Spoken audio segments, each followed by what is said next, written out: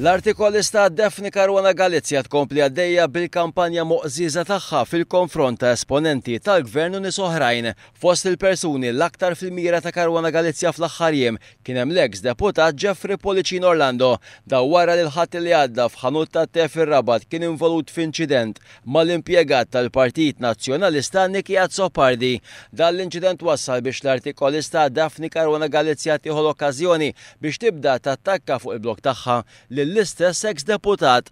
L-attakki komplew jintensifikaw fil-jum tas-Sibt, hekk kif wara li Policino Orlando ħabbar li se jniedi kampanja kontra cyber harassment.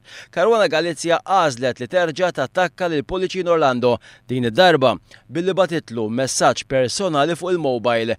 Kien l-ħabta ta' tlieta tas-Sibt wara nofsinhar meta Policino Orlando rċieva messaġġ mingħand Caruana Galizia bi kliem vulgari u offensiv. Fil-messaġġ bl-Ingliż, Caruana Galizia qaltlu murix xejjer u eżamina rasek, jazzok miġnun. U da wara li l-istess ex-deputat nieda kampanja biex propju titqajjem kuxjenza u tinkoraġġixxi leġiżlazzjoni propju kontra l-fastidju li ġej minn metodi elettroniċi bħal teddid b'email, SMS jew minn siti ta' social network. Skont Policino Orlando, l-grupp Anti-Cyber Harassment Alliance Malta se jkun qed jinkoraġġixxi l-membri parlamentari biex jindirizzaw din il-kwistjoni u billi jgħaddu liġi biex is-cyber harassment u cyber stalking ikunu offiża kriminali.